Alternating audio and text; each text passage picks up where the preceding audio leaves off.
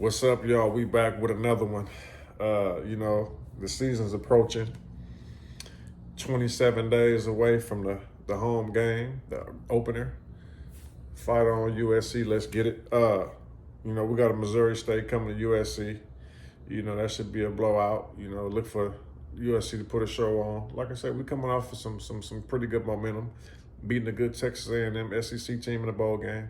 We got some good recruits, some good transfers coming in the portal, and there's a lot of pressure on Lincoln Riley to show up or show out. So I believe we're going to blow them out. Next game, Georgia Southern. You know who the Georgia Southern head coach is? Clay Helton. So Clay Helton's coming back to USC. Best believe he's going to give it all he's got. It won't be the matchup with us, but, we probably blow them out too. Just going to throw that in there in case you guys didn't know who the coach of Georgia Southern was. It's Clay Helton. He was there before Lincoln Riley. Disappointing few seasons from Clay Helton at USC. But, we're moving forward. Let's talk about recruiting for 1 second.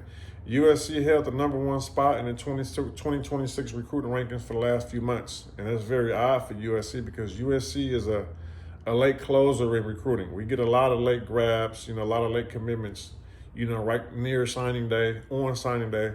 And for us to be, top 2, top 5, this early in recruiting season is very, very good because we look for a few more recruits to come on.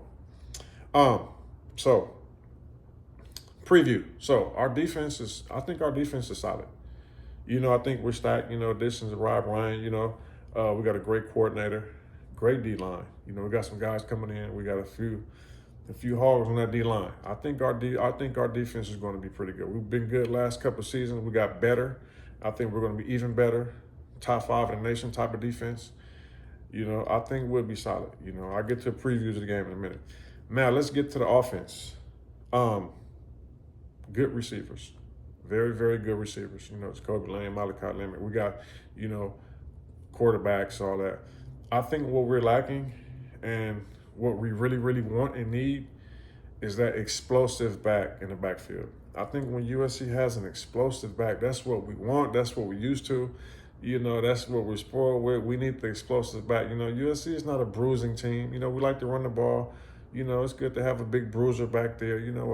A running back with vision and balance and stuff. But we need we need a home run hitter. I think we lacked that the last few years. I think we all hoped that we had that in Branch. Branch took his talents elsewhere, and we wish him the best of luck. Watch him. But I just think that we need the explosive back. We got some guys coming in, and I think they'll be okay. But I think that when we get the explosive back that USC's been lacking, I think you'll see a difference in offense. You know what I'm saying?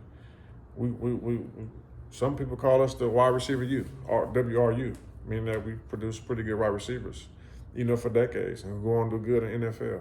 So we're going to have some good receivers. I mean, we are USC, the best place to be, So, we're going to get the recruits just based on where we are. But we need that explosive back. You know what I'm saying? We get that explosive back, our offense will be next level.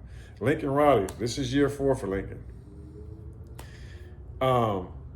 I would say it was a letdown season last season. The pressure's on. The pressure is on, baby. He's looked for 2 back-to-back blowouts the first 2 weeks of the season at home. 40, 50-plus points. Then we get into Big Ten play. It's going to be a different ball game. And it's harder now. All of the teams are kind of getting more balanced out with the recruiting, with the NIL, with the transfer portal. A lot of these guys who had, 5 and 10, 5 stars and 24 stars riding the bench, they're going other places, filling in those gaps in these smaller schools. A lot of these schools are going to be Cinderella teams, upsetting big teams. You know what I'm saying? So, we can't look over Purdue, Illinois, Nebraska, Northwestern, Iowa. We cannot look over those schools. You see what happened last season, Maryland, Like, we can't look over those schools. Every game is a must-win for USC. Now we do got a pretty good schedule as far as, what's going on, in college football. And I'm going to be optimistically. I'm going to be a little biased, and I'm going to speak optimistically because, I do think we have the talent.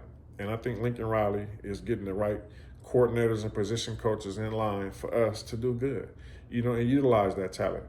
I got us going. I really want us to win 9 games, 9-3. I mean, let's start from the skirt. Let's just say, we beat Missouri State and we beat Georgia Southern. That's 2 wins. I think we can go to Purdue and beat Purdue. It's realistic. We beat 3-0. We got Michigan State at home. Michigan State hasn't really been anything. I think we can beat them at home. I mean, we play the Island next. We go to Illinois. I think we can beat Illinois. We got Michigan at home this year. We lost to Michigan in a nail biter at the Big House. I think we could have beat Michigan last year. I think we got a better team this year, more pressure. And we got them at home. I think we could beat Michigan. I really think we can go 6-0. Rivalry game. Then we got Notre Dame, at Notre Dame in South Bend. I don't want to just say we're going to lose that game. It's always going to be competitive. It's always going to be a rivalry game. But let's just say we do lose that for whatever reason. 6-1 prediction so far. Then we go to Nebraska. I think we can beat Nebraska. I mean, it's nothing special there. You seen what happened when we played them. I think we so say 7-1. Then we come home, Northwestern. I think we can beat Northwestern. I'm talking 8-1.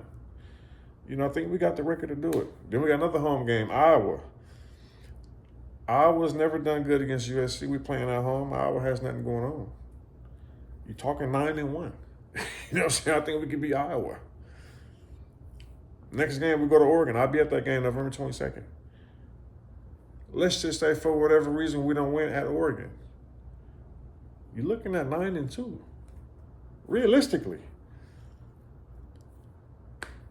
Then we got our last game of the season, which is the home game against UCLA. UCLA can't beat us. They ain't been beating us, and they won't beat us at home.